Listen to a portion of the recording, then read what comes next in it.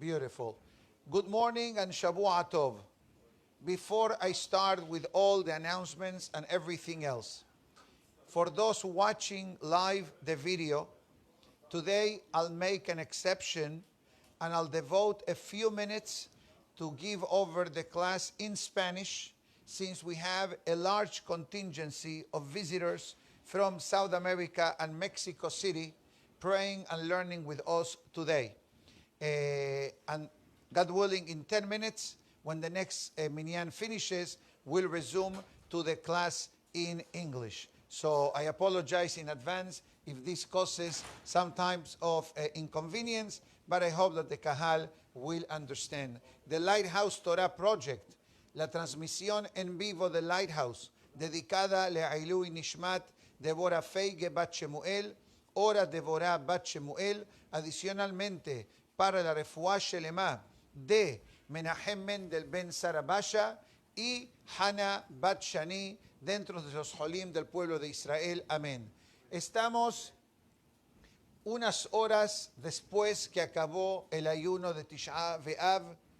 Lamentablemente, Tisha B'Av vino, pasó, la pasamos muy bien, creo, fuera del clima lluvioso de ayer de tarde, pero Baruch Hashem pudimos estar en la sinagoga, hacer todas las tefilot, estudiar varias horas de Torah, más de lo que estudiamos capaz en los días comunes de la semana. Impresionante. ¿Por qué? Porque mucho en Tisha B'Av no hay lo que hacer, ni se puede hacer. Pero obviamente, cuando es un día de luto nacional y la persona se sienta a estudiar Torah, eso de por sí trae la salvación para el pueblo de Israel. Como generalmente es nuestra tradición, el día después de Tisha B'Av, compartimos con el Kahal las lecciones prácticas que estudiamos en el día de Tisha B'Av. Y no nos vamos a concentrar en los temas históricos o eventos históricos que han pasado a través de los años, porque obviamente eventos que pasan en Tisha B'Av generalmente están conectados a tristeza, a tragedias, etc. Pero vamos a estudiar por unos minutos solamente cuáles son los mensajes que oímos ayer a través del mundo.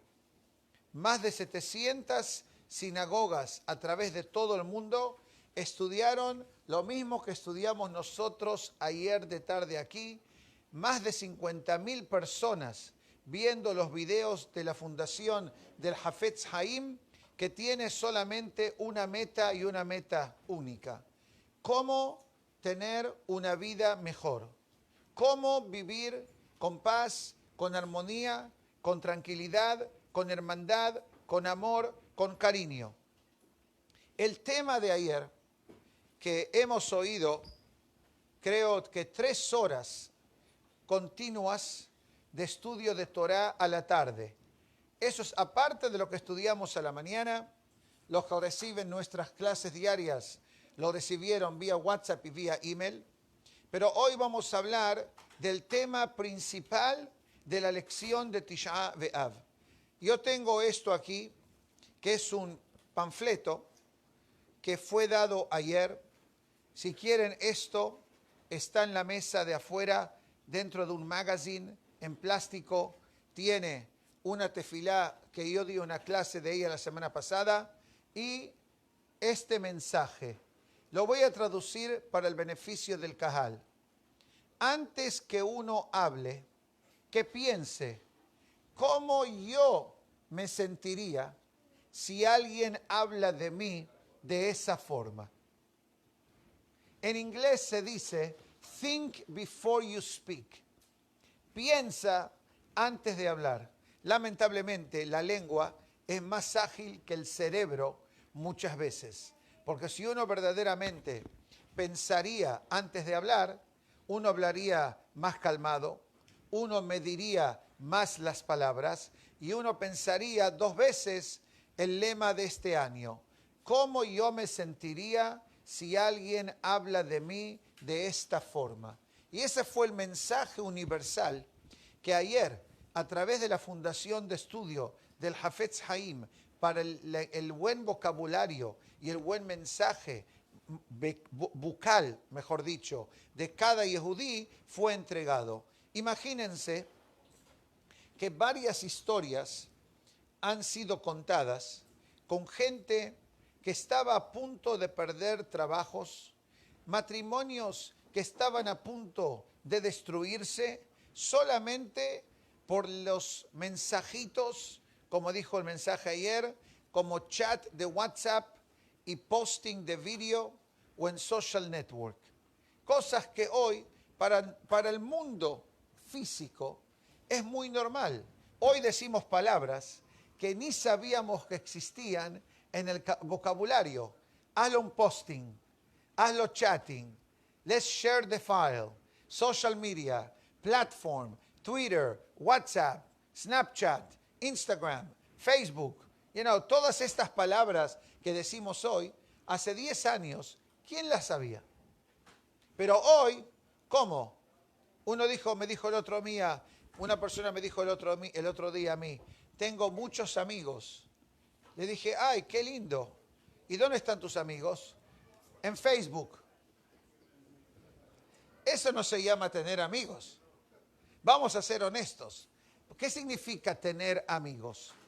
Que uno interactúa, que uno habla, que uno comparte, que uno comenta, que uno tiene un good time, como se dice. Tener amigos de Facebook puede ser lindo, puede ser interesante, pero la verdad es que la amistad se cultiva y una amistad se desenlaza gradualmente. Y una de las historias que hemos oído ayer, que una persona en sus años de juventud compartió un mensaje de WhatsApp concerniente a un amigo cuando eran teenagers. Eran juventud, chiquitos, no sé cómo se dice teenager en español. Jóvenes, adolescentes, gracias. En Estados Unidos, ser adolescente significa de la edad de 13 a 19. Ahora cambió. Ahora niños se los considera hasta 17 y adolescentes de 17 a 25. Es verdad, hay un estudio psicológico hecho que la juventud de hoy le falta mucho lo que madurar, mucho lo que crecer, mucho lo que aprender. Piensan que se las saben todas, piensan que están encima del mundo y todas las próximas generaciones son nada. Entonces están cambiando mentalmente qué significa, por lo menos en la educación americana, ser un teenager, ser un adolescente. Baruch, atah Adonai Eloheinu melech haolam, shehakol nihiyah bidbaro. Y este muchacho, que contó la historia ayer, cuenta que él escribió un tesis para graduarse de abogado. Y cuando le entrega el tesis al doctor o al profesor, lo acusa de copiar textos de otras fuentes. Lo colocan frente a la Corte Judicial de Abogacía y le dicen, usted está acusado de plagiarism, que significa copiar, etc. Por lo tanto, usted va a recibir un grado F. En inglés se dice F de fail, falló. Imagínese, si todo lo que usted tiene en su boletín es A, y de repente le dan una F, le tira, si usted tiene 4.0 de promedio y le dan una F, ahora tiene 3.10, que es averaje, no es en la lista encima que las universidades o los trabajos lo buscan a la persona. Y este muchacho trató de apelar y la primera apelación falló. Y él se hace, y ese es el mensaje de la historia, él se hace un autoestudio. ¿Por qué me está pasando esto a mí? Es un concepto profundo a nivel espiritual que lamentablemente el Yetzer Hará nos entrena a pensar que si algo no bueno me está pasando, es la culpa de alguien. Es la culpa de él, Es la culpa del clima, es la culpa de la esposa, de la suegra, del trabajo, de la economía, del presidente, de la bolsa. Todo eso es bueno para la televisión, para las noticias. De un punto de vista espiritual, uno tiene que hacerse un autoestudio y decir, bueno, ¿qué hice que Hashem me está despertando de esta forma? Este es un muchacho que se está graduando como abogado ahora. Quiere decir que tiene que tener por lo menos 23, 24 años. ¿Cuándo pasó lo que él dijo que pasó? Que él, en una forma de chiste, colocó en un WhatsApp group la foto de alguien haciendo algo no muy kasher, que digamos, cuando él era adolescente, por lo menos 5 o 6 años. Y él está tratando de buscar a la persona del video. ¿Quién es la persona? Él ni sabe quién es la persona. Alguien se lo pasó a él y él lo compartió. Hoy con un botón se comparte todo muy fácilmente. Empezó a buscar a través de Face Recognition y no encontró nada. Y llamó a esta fundación del Hafetz Haim y le dicen, quiero vuestra ayuda. Esto fue lo que pasó. Capaz que ustedes saben quién es esta persona. Le dijeron, no sabemos quién es. Pero lo que podemos hacer es que vamos a grabarte, te grabamos la cara, te cubrimos la cara, te cambiamos la voz para que nadie sepa quién eres tú y haz un pedido al público. Y si uno de los videntes del mundo se siente afectado por lo que tú dijiste, tú vas a pedir perdón en público. Y eso fue lo que pasó ayer. Este muchacho, esto fue grabado hace 3 semanas. Este muchacho grabó y dijo públicamente, le pido perdón a la persona que yo ofendí compartiendo el chat vía WhatsApp. Nunca fue mi intención de avergonzarlo, nunca fue mi intención de causarle dolor o penurias. Por lo tanto, le pido perdón. Por favor, perdóneme. ¿Usted se imagina lo que significa hablar dentro de frente a un público en las 4 esquinas del mundo? ¿Cuántos países vieron esto ayer? ¿Cuántas sinagogas? Dijimos números ayer. 50.000 personas mínima. 700 puntos en el mundo que pasaron estas clases y estas grabaciones. ¿Cuál fue el milagro de los milagros? El muchacho lo cuenta, que cuando el día que él acabó la grabación, y la grabación ya estaba editada para que sea transmitida ayer al mundo entero, al otro día, el director de la escuela le dice, hemos estudiado tu caso. Nos dimos cuenta que el profesor tuyo no actuó de una manera ética y profesional. Por lo tanto, ese profesor no va a enseñar más en nuestra universidad. A usted le vamos a dar la nota que se merece por el trabajo que usted hizo, porque usted hizo el trabajo bien, y en nuestros ojos no tenemos duda que nunca fue su intención de causar el delito penal o el delito legal de plagiarism. Y el muchacho dice, por 3 semanas sufría y no dormía, que todo lo que hice fue a la basura, básicamente. Y en el momento que decidí, voy a pedir perdón, por más que no sé quién es la persona, porque uno puede decir perdón y uno no sabe quién es la persona, ¿hasta cuándo llega el perdón? Dice, en el momento que él pidió perdón, el milagro le vino. Y este fue, I'm switching to English in 2 minutes. Thank you. I went into overtime, but I apologize for that.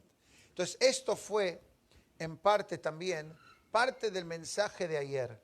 Si alguien, vamos a suponer que uno recibe algo de alguien y lo comparte, uno tiene que pensar, ¿cómo yo me sentiría si alguien comparte algo sobre mí. ¿A usted le gusta que alguien comparta algo sobre usted? ¿A usted le gusta, joven? No, ¿a usted le gusta? A ninguno de nosotros nos gustaría saber que alguien hizo posting en line algo sobre nosotros.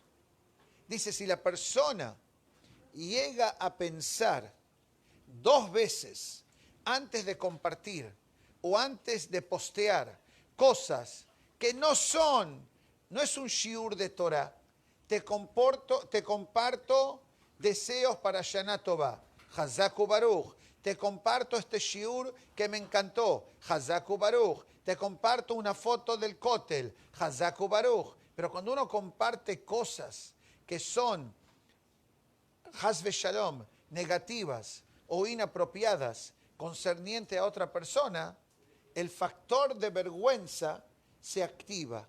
Y cuando el factor de vergüenza se activa, las cosas para la persona misma también Haz Shalom se dan vuelta.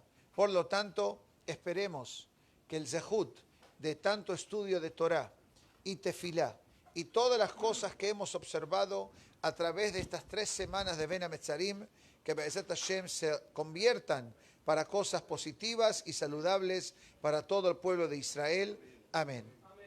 We're switching to the English channel right now. Todo Yehudim. All Yehudim. Okay, I'm continuing with your recording. I'm getting ready now. Shavua Tov. Have a great day. Good morning, everybody. Shavua Tov Mevorach. Monday, the day after Tisha B'Av, the 11th of Menachem Av, the 11th of Menachem Av, the 12th day of August 2019, the Lighthouse Torah Project dedicated today Le'ilui Nishmat, Devorah Feige Bat Shemuel, Ora Devorah Bat Shemuel, and Refuah Shelema Menachem Mendel Ben Sarabasha, and Hannah Bat Shani. The iTorah.com, sponsored today for the Shidduchim of Nehamadina Bat Hanabatia, Sarah Simcha Bat Sofia, Rachel Penina Bat Jenny, and Eliyahu Haim Ben Esther. Today, as we do the day after Tisha B'Av, we review with the Kahal Kadosh the fascinating lessons and messages that we learned yesterday through the beautiful program of the Hafetz Haim Heritage Foundation. Somebody asked me earlier today, Rabbi, how was your Tisha B'Av? So regretfully, I will tell you that my Tisha B'Av was unbelievable.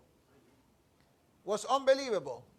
We spent most of the day in the synagogue. People, Baruch Hashem, stayed for all the Torah classes that we had at night and during the day in English and Spanish. We took a little break. We came back in the afternoon. We learned to 3.5 hours of Torah continuously. Do you understand what does it mean? But like us, there were 700 places worldwide that were doing exactly the same.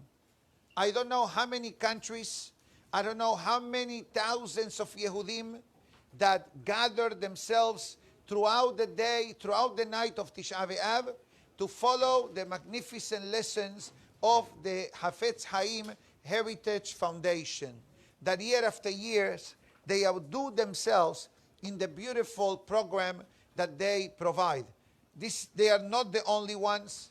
TorahAnytime.com also had a magnificent program throughout Tisha B'Av. iTorah.com, also magnificent program from Brooklyn and Deal Synagogues, I believe, presenting mamash beautiful, beautiful shiurim of Torah. So Tisha B'Av was great. Not in the fact that Mashiach did not come, but in the fact that we were able to have beautiful Torah classes. So as I do usually, I like to go over the message of the Hafetz Haim Heritage Foundation. We heard maybe 8 or 9 speakers, different Hachamim, different topics, but they all were equal in the following concept. I will show this to the screen so everybody can see the motto of yesterday's message. Before you speak, think. If someone this, how will I feel if someone said this about me? Repeat again. Before you speak, think. How will I feel if someone said this about me? We know that the topic of Shemirat HaLashon, the topic of Lashon Hara, is not a new topic. We have been talking about this for 2,000 years, maybe 3,000 years even, from the time of Moshe Rabbeinu, Miriam and Nevi'ah, and other incidents throughout the Torah, that the Torah teaches us how careful a person needs to be when they be. But regretfully, with the technology world that we live surrounded by, today we don't need to speak Lashon Hara. Today you can post Lashon Hara. Today you can chat Lashon Hara. Today you can Twitter Lashon Hara. Today you can do whatever word you want to add. If it's through Facebook, Twitter, Instagram, text messages, WhatsApp. I'm sure that there are more platforms out there. I'm not a baki. I must recognize that I'm not an expert in that field, and I'm happy that I'm not an expert. Because the more expert we become in that field, the more disconnected we are from real life. So let's understand what is this message that is simple but powerful. Okay? Now, yesterday we heard the voices were changed a bit and the faces were covered of two individuals that because of posting online, one was WhatsApp and the other one was Facebook, I think. For two things posted on those platforms, their lives were almost ruined. One of them, as a teenager, posted something funny about another Jew in a WhatsApp chat group. And we need to know this, that the moment that something is posted and forwarded and shared, we don't know where it is going to end. This is a reality. Has nothing to do with is it halachically permissible or not. What I'm trying to get at, as I said before, like Lashon Hara today, you don't have to speak. If it's up to me, I will put before you speak, / before you post, chat, / before you share, / before you forward, / because all of these words today are catalysts of Lashon Hara. So Lashon Hara can be mute today. Lashon Hara can be done with the fingers, not even with your mouth. This is the severity of what's happening today.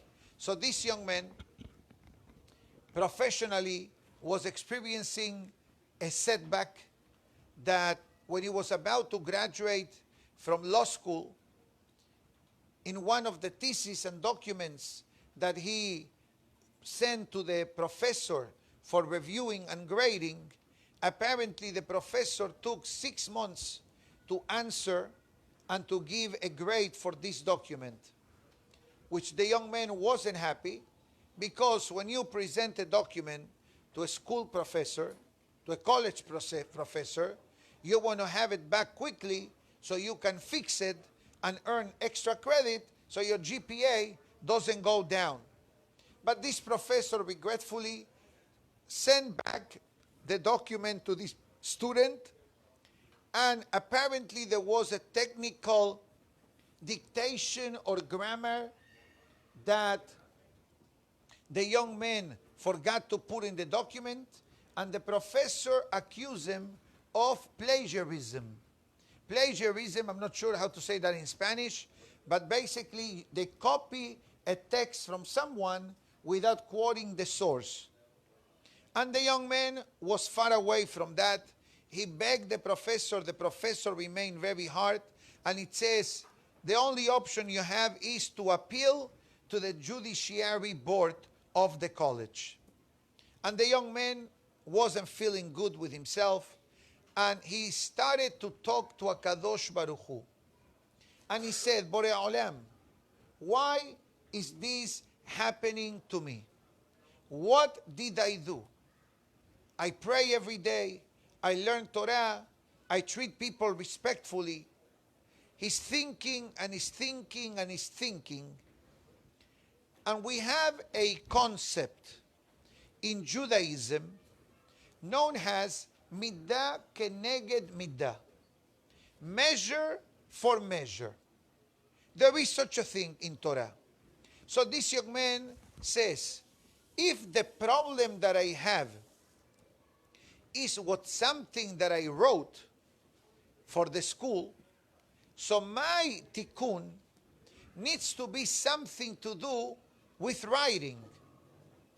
And he started thinking on this topic.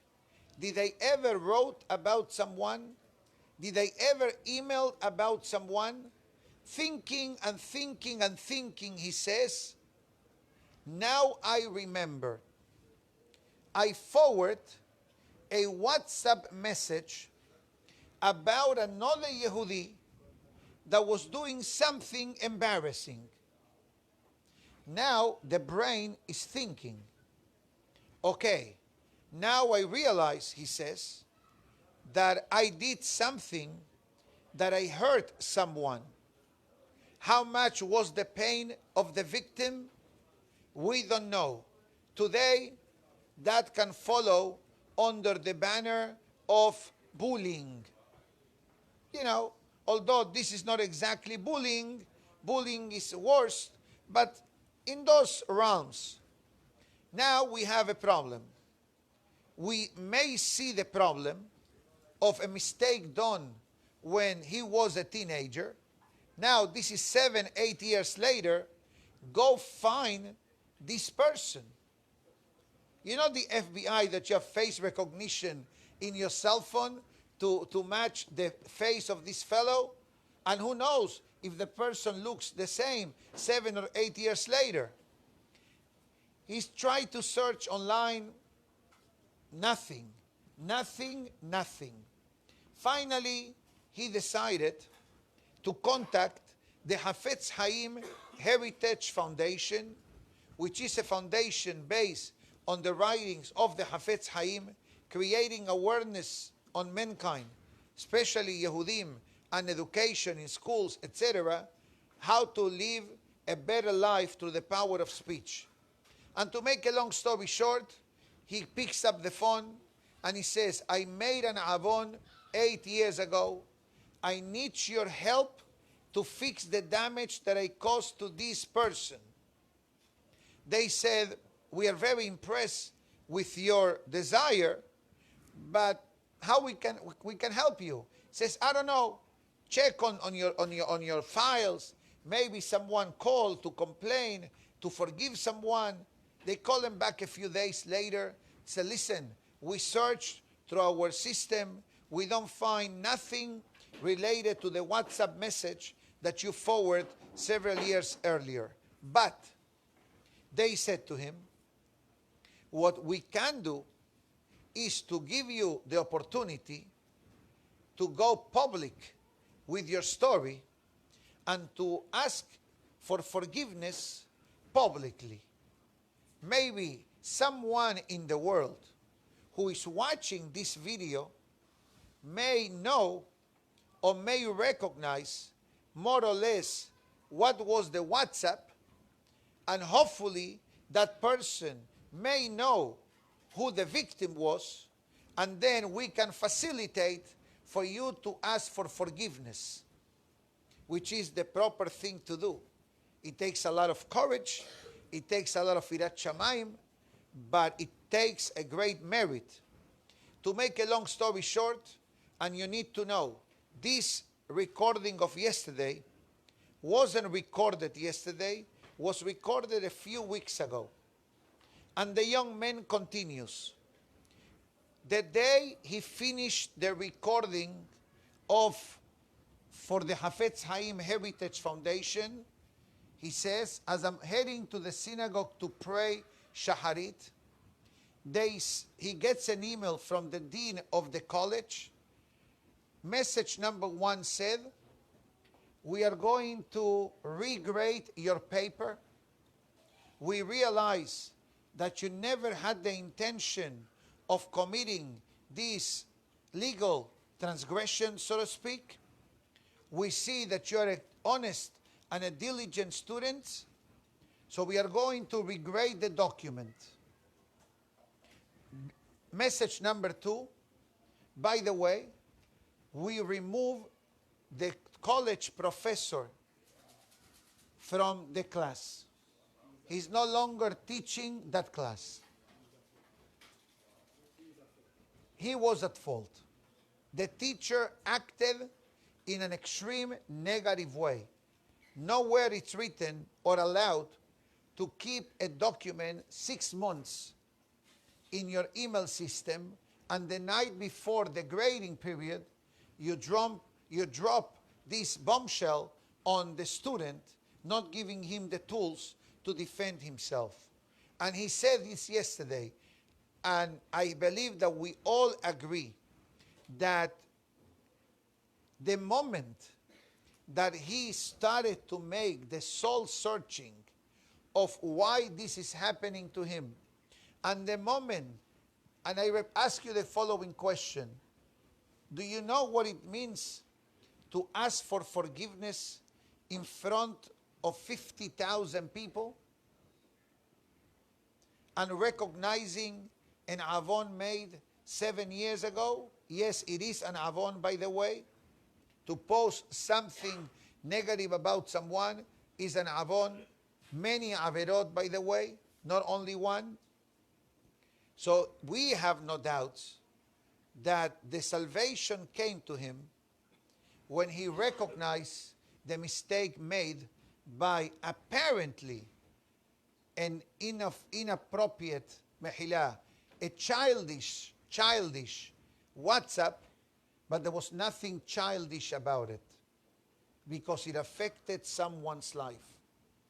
Another case that we heard is about a Facebook posting that a kala, a bride, in the week of the Shiv'a Berachot, she finished a Shiv'a Berachot, suddenly she gets a Facebook link. Somebody sent a Facebook link that her husband of 3 days posted in Facebook 5 years ago, making fun of someone. Again, childish attitudes, nonsense. They didn't kill anybody. But to kill someone, you don't need a weapon. You can kill somebody's character.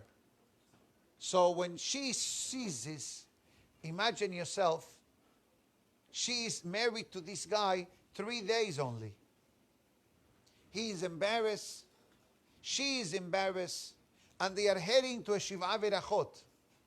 With what kind of face do you think that this Hatan and Kala enter the Shiv'a Berachot, which is the 7 days of celebration after a wedding, knowing by themselves that there is a crazy Facebook post from the husband? They decided to ignore it. Smart move. But guess what? The next day, it went viral. It went viral. Viral like a virus. Hamavdir, why it's called viral? Because it's a virus. Spreads all over and there is no remedy. How many times a person goes to the doctor and what the doctor tells you? Oh, you have a virus. Okay, give me amoxicillin. No, it doesn't help. Give me Zitromax. No, it doesn't help. So what helps? Chicken soup. Bed rest. It goes viral means that it's impossible to pinpoint where the damage is. That's what happens on something that goes viral online. And the wife started to read the post that people were posting, and some of them were very unpleasant. I hope you're not marrying to this guy. Remember that? Rabotai, Baruch Hashem, the end, forgiveness, an apology, the whole 9 yards. But when the message said before you speak, think, how will I feel if someone said this about me? How will I feel if I post something on a chat? And sometimes you don't need to write. Today with emojis, right? You know what emojis are, right? These are the little figures that you can put, and you say things without putting words. You can put a smiley face, you can put a happy face, you can put a bitter face, tears, sleeping. Baruch Hashem, I don't know the meaning of all the faces, okay? I know the happy face, that I know, okay? But there are many more additional messages that through this picture, right away, you are able to put. For example, another case, they created a chat group for a class reunion. This is very common in the United States. I'm not sure if it's done in South America, but in the United States, they do, for example, class of 1985. So 20, 30 years later, all of the class meets in a common place to remember the good old days, so to speak, right? And they build this group, Jewish group, by the way, in this case, and they include the 20 or 30 students of the class. And among them, there was someone that was known during his childhood years as someone always coming late. And somebody makes a comment. Let's say, is Moshe coming? Yes. What time did you tell him? 8:30. You should have told him 5:30, so he shows up at 8:30. And then you have, yeah. We all second the motion. I ask you a question. You are Moshe, and you are on that chat. Will you go to that event? Probably not. Because 5 minutes after this chat started, everybody is laughing at your tardiness. What prompted this unpleasant behavior and comment? A negative comment from someone. If you remember, a year or two ago, the day of Tisha B'Av message was, if you have nothing good to say, say nothing. Yani, make sure, like the Pelei Yoez and Hafetz Chaim and many holy tzaddikim, they speak about the topic of kashrut. But not so much the kashrut of the food that goes in, but the kashrut of the words that go out, which we can go back, that it says, think before you speak. And again, nobody likes when a person is ashamed or embarrassed in a platform. No one. No one. Even when teachers write messages in the report card, they need to think twice what they write. Why? Because sooner or later, this student will be transferred to another school, to another division of the school, and eventually to a different school, to a different girls' school, to a different yeshiva, to whatever school the student is going to go. And then always is going to be earmarked. These students is X, Y, Z. And we heard from yesterday's class, teachers speaking, how students needed the extra mile of attention, how students need to be active in the classroom and not only selecting only a handful of students. In other words, yesterday's message And please, can I borrow this? This magazine was given out yesterday, which has two magazines. One was yesterday's topic, Be'aftalo Re'acha Kamocha. Inside you have this card, same thing in the magnet, so you can put it at home in the freezer or in the fridge. And additionally, they gave out all these, as well as the audio files of yesterday's classes, are outside on the table. Feel free to take them. And we say thank you to all the sponsors of yesterday's program. But also they gave out what we learned a few days ago in the day of Rabbeinu Ha'ari. Remember that I spoke about Rabbeinu Ha'ari? Rabbeinu Ha'ari established this prayer to be said before we begin Shaharit. That basically says, I accept upon myself the positive commandment of loving my fellow friend as I love myself.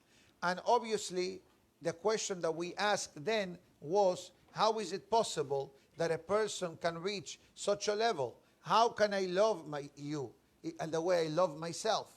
Even I love myself, I don't even know how much I love myself. By nature dictates that we love ourselves more than we love other people. That is the nature of mankind. So what is the Torah is telling us? What is Hillel is telling to the convert who went to him and asked him, I want to become a Jew in the amount of time that I'm able to stand on one foot. Now, how long can you stand on one foot? If you try this, seconds. Can you imagine learn the entire Torah in a few seconds? Hillel says, you want to know what the Torah is all about? Madesanelach la ta'aved le'acherim. It says, what you don't like to be done to you, don't do to others. This is Be'aftalo Re'acha Kamocha. Be'aftalo Re'acha Kamocha, many times we look at it from a positive angle. Oh, like I want people to be kind to me, I need to be kind to others. All that is beautiful. So basically, Be'aftalo Re'acha Kamocha means what? Put ourselves in the shoes of that person. How will you feel when we need to make a decision that can hurt someone? And hurt, it doesn't mean physical. Hurt could mean financial. Hurt could be emotional. Hurt could be verbal. And that's what Hillel was saying to this Gentile. It says, you want to understand what is the foundation of the Torah? Be a nice person. And a nice person is not nice the way the world thinks that you are a nice person. For the world, many times, whenever we say please and thank you, and we give a tip, we are considered nice. That's beautiful. Don't stop doing that. Please, thank you, I'm sorry, and giving a tip, and being nice, all that is beautiful and mandatory to say, and to do and to act. But then it comes the negative side of our lives. When it comes to talk about people, when it comes to post about people, when it comes to how do I treat people, how will you like if I tell you, you are mediocre? How will you feel? Mediocre means you're not good, you're not bad, you're halfway. How will you feel? You're going to feel mediocre. You're not going to, if my statement to you was supposed to lift your spirit and to make you a better performing person, I failed royally. Because I brought down your emotional spirit. So how can I say the same thing and to lift the spirit? Try harder because you can do better. You understand the difference? In one say, I said you are halfway. Yani you and not you is the same. The second statement, I said, I believe in you. I believe in you that you can do it. And if there is an area in life that this is mandatory behavior, so to speak, is when it comes to children, when it comes to teachers, when it comes to marriage. But if, God forbid, the opposite words come out, you're good for nothing. I told you the story the other day, that a husband and wife come to speak to me. What's the problem? That the way the wife speaks to the husband always puts him down. You are a failure. You're good for nothing. I should have never married you. I should have married the first guy. All these things, true. Baruch Hashem, now they're working in Shalom Bayit. And I told them, you know what your problem is? Your mouth. You have no problems. You have no parnasa problems. You have no health problems. You have Baruch Hashem children. You have Baruch Hashem parnasa. You have a work. But you have your own problem. You are your own enemy. Your own enemy. How will you feel if I tell you you're good for nothing? Or if you come home now, or let's say you come Shabbat, more realistic case, and your wife puts the Shabbat table, and she prepares whatever she did, and then you ask her, this is all you did?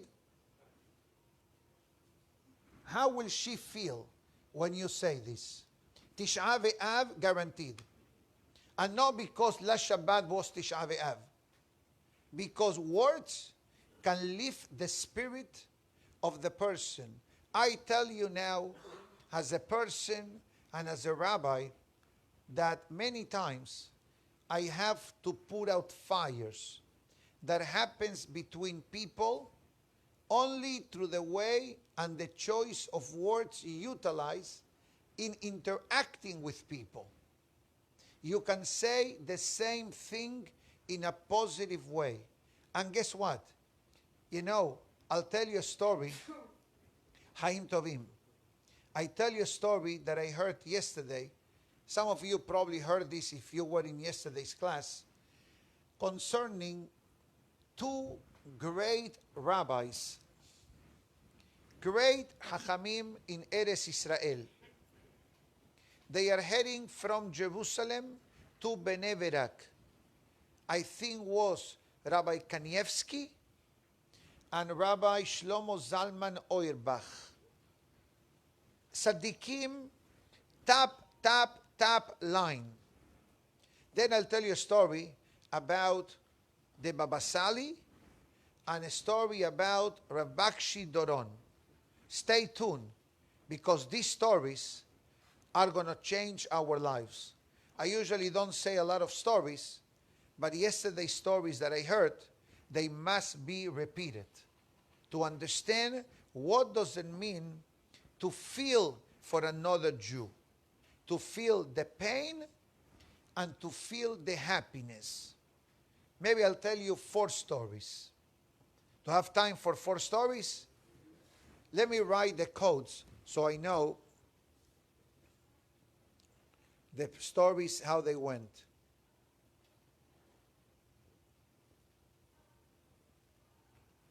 Okay, story number 1. There were these 2 great Hachamim taking a taxi from Jerusalem to Bnei Brak, I believe. And in the bus stop, as they are riding on the taxi, who do they see? They see a baker that makes pretzels, you know, pretzel, the bread, is heading to Bnei Brak with his wife. And when one of the rabbis sees this couple, he says, Shalom, Moshe, where are you heading? To Bnei Brak. Can we give you a ride? They had a driver with these 2 great Hachamim. And they said, okay, you sure? Yes, we'll give you a ride. And they started to talk throughout the entire ride between Jerusalem and Benevera, Ramat Gan, wherever they were going, about the pretzels. How the pretzels are so delicious. When do you put out the salt on the pretzel? Before the frying or after the frying? And what time is the best time of the day to bake the pretzels, to fry the pretzels? If you reheat the oil, or you can reuse the oil. So that 30 to 40 minute ride was all about the Shulchan Aruch of how delicious and how to make the pretzels. They come to drop the couple. The couple was very thankful for the ride. And the two great rabbis with the driver continue in their ride to whatever their destination was. And the driver, which happened to be a young yeshiva student, said to the rabbis, "Rabbis, I don't believe what just happened. 35 minutes you spend discussing pretzels? Do you eat pretzels to begin with? Why you wasted your time talking about pretzels?" So one of the two rabbis says, imagine yourself if the two of us, great rabbis, start to discuss halachic and Talmudic disputes, and the husband is quiet, and the wife is saying, look at these two rabbis, they talking Torah non-stop back and forth, and my husband is a poor baker who doesn't know but to make pretzels. So the rabbi said, this was a shiur in Shalom Bait. It says, we rather speak. Can you imagine what's going on now? The wife says to the husband, I'm so proud of you. The two biggest rabbis of Israel spend with us 40 minutes to understand how to make pretzels. Do you understand? I'm sorry if I become emotional, but do you understand? They didn't care that they were not discussed 40 minutes Torah. Sometimes Torah is not Torah. Torah is behaving, feelings, etc. This was the story of the pretzel. Let's go now to a Sephardic rabbi, the Baba Sali. The Baba Sali was informed that there was a Jew in the neighborhood that had some type of infection in his leg. And they tried everything, and he couldn't walk. He wasn't coming to the synagogue. He wasn't coming to the Torah classes. He went to see doctors. They gave antibiotics, and nothing helped. When the Baba Sali became aware of this fellow's condition, he says to his shamosh, go and tell him to come to see me. Okay, the shamosh knocks on your door. It says, Abraham, yes, the Baba Sali wants to see you. Can you come? Obviously, what are you going to say? Yes, take me, help me walk, I go. He went to the Baba Sali, started to talk, and asked him what's going on. So he says, show me what's going on. The fellow lifts up his pants, and what does he see? He sees the infection. He shows the rabbi the infection. The rabbi looks at the area of the infection. He closes his eyes. He makes a misheberach for this fellow, and the fellow leaves the rabbi's home. The next day, miracles of miracles, the fellow comes to the synagogue. Everybody was so happy. He said Birkat HaGomel. He says, I don't know what happened. I woke up today, the infection was completely gone. Parallel to that, the Baba Sali that day was not able to leave his home. Why? Because he transferred the infection of this Yehudi to himself. And that day, he had the infection in the same spot that this fellow had. Eventually, he was cured. Do you understand? We don't understand. That is Ve'aftah l'reacha kamocha. It's not about me, it's about you. What can I do? Third story, I'm giving you the short version. This happened also with one of the Gedolim, one of the great Hachamim from Israel. There was a dispute between husband and wife, how to name their child. We know that in the Sephardic tradition, the answer is simple. What is your father's name? What is your mother's name? In the Ashkenazic tradition, is different. They name not after the living, but after someone that is no longer alive.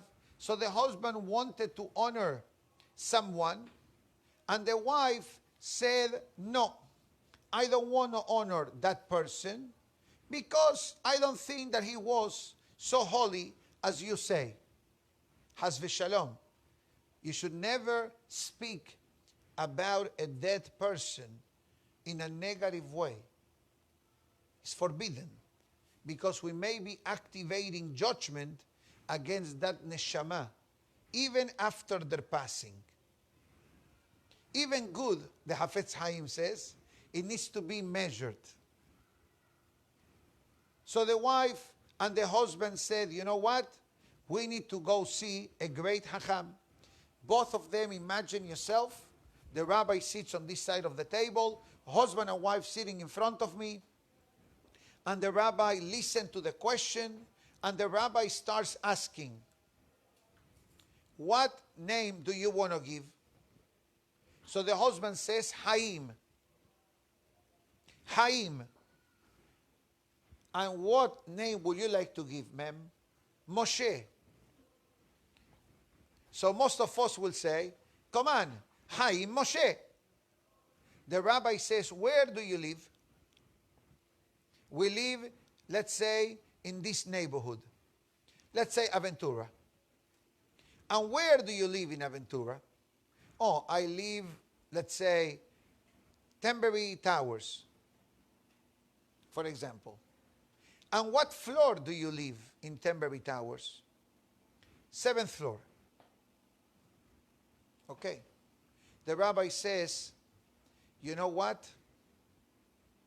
We're going to call the child Moshe and not Haim like the wife wanted. But, the rabbi said, the reason why I'm not agreeing to put the name Haim in your newborn child is because in the same building and in the same floor where you live, a few years ago, a couple lost a child named Haim. And every time you're going to say the word, Haim, come home, Haim, do homework, Haim, Haim, Haim, every time you're going to say the word Haim, you're going to bring tears to the parents' eyes that you have a Haim and they don't have a Haim. Can you imagine to think this way? That's why they are the Gedolim and we are the average. Fourth and final story.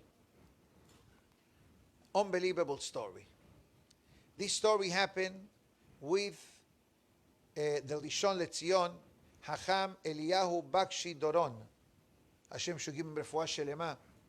And when in his years of chief rabbi of Israel, he had to deal with a lot of difficult halachic matters. One day, he receives a letter from the commander of a unit that had two groups of soldiers. One were 20 years old soldiers, and the other were 40 years old soldiers. And the question was as follows.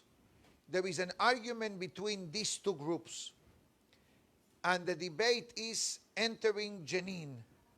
Jenin is definitely a very dangerous place to capture terrorists. Bottom line, the young group wants to go in first. Why? They said, we are not married, we have no wives, we have no children. If we don't make it, the pain and suffering will be less. The 40-year-old veterans, they said, we already halfway through our life. We are married, we have children, we have grandchildren already. Let us go. If we don't make, at least our future is somehow marked in the world. This was the mahloket. Who should go in first to probably not make it back? We hope that all made it back. But we know that Haz v'Shalom, whenever there are wars, there are casualties. So the rabbi was so impressed with this question that he went to the Kotel the day of Tisha B'Av and put this letter folded into small piece and put it on the wall of the Kotel, crying out to HaKadosh Baruch Hu, Borei Olam, this is the mitzvah of Behavta L'Reacha Kamocha, being illustrated in front of Israeli soldiers. Can you imagine they are fighting? Who goes in first? Like in the Holocaust, who goes in first to the gas chamber? By the way, yesterday morning, when the English class, when we gave the English class after the Minyan, we discussed a dark chapter of Jewish history known as Asara Haruge Malchut, the 10 martyrs that were executed, lo alenu velo alechem. And the first round was Rabbi Ishmael Kohen Gadol and Rabban Shimon ben Gamliel. What was their debate? Who shall die first?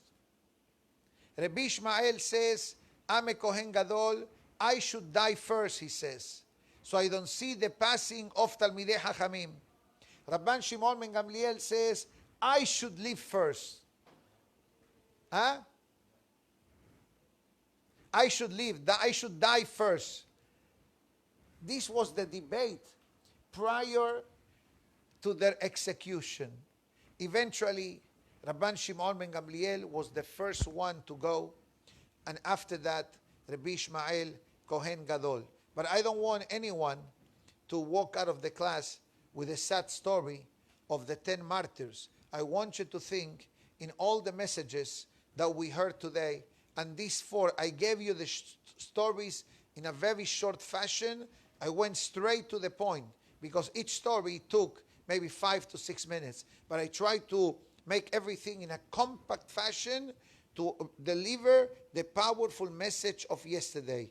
Think about the other. Perhaps many of us need to start or need to retrain ourselves, but it's never too late. Today we're beginning a new year.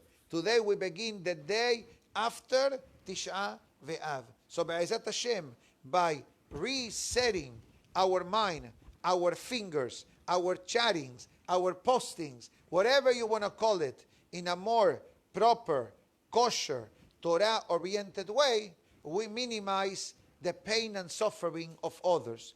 And guess what?